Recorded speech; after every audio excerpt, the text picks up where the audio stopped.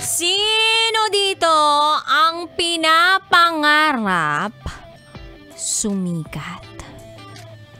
O di kaya naman pinapangarap maging isang vlogger? Sino bang idol mo pagdating sa pagva-vlog?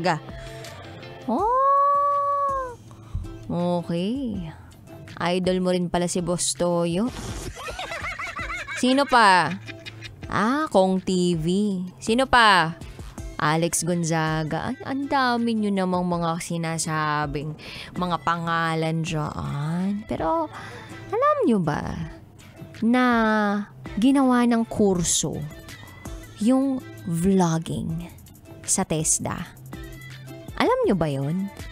So, ngayon, meron ka ng pwedeng kuning kurso kung ang target mo maging isang vlogger. Tuturuan ka doon kung paano mag-content creation, paano mag-edit, paano kumalap ng ideas, yung mga ganun ba? Pero ang tanong, kaya mo ba mag-commit? Akala kasi ng ibang tao kapag nagvo-vlog, sobrang dali lang.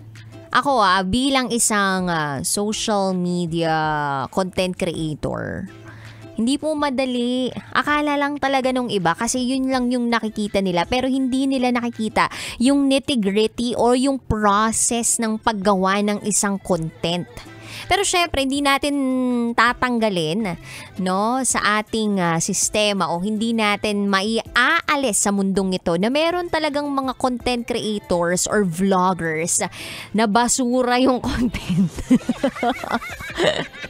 O sabihin na natin na wala talagang sense o walang purpose. Parang yung kanina lang na pinost ko.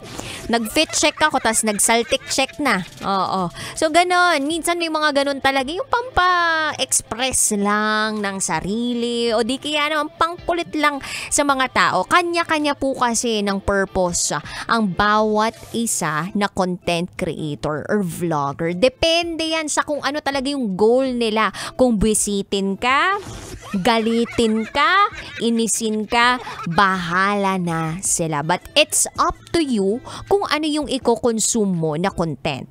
But again, hindi po porke vlogger or content creator na dadalian na sa buhay. Dumarating din po yung punto na merong writer's block. Alam niyo yun, yung tipong sa mga writer kapag ikaw ay isang manunulat, nawawalan ka rin ng idea o di kaya naman parang hindi ka makaisip ng masusustansyang idea. May ganun. So, wag siguro nating malaitin yung mga vlogger or content creator na hindi siya dapat gawing isang trabaho kasi trabaho po talaga siya ngayon.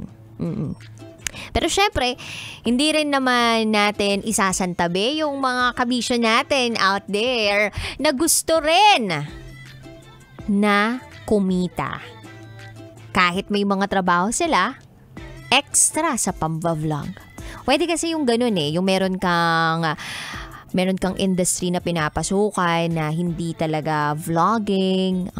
Pero at the same time, gusto mo on the side yung vlogging. Ganun. So, ang social media na po ay para naman sa lahat. And pwede na makapag-generate yung social media account ng money or pera. Pero hindi po yan nakukuha sa madalian. Minsan kailangan paghirapan para ma-achieve mo kung ano man yung pinapangarap mo.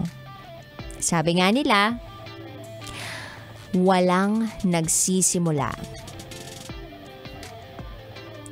sa pinagpala agad. Although yung ibang mga mayayaman ng sobra, pinagpala talaga yun. Pero kung tayong mga normal, yung hindi mga anak ni Henry C, ganyan. Yung apelyido natin, Tera lang, ganyan. Guillaume lang, ganon. Mendoza, ganon. Pag mga ganon yung mga apelyido natin, alam natin.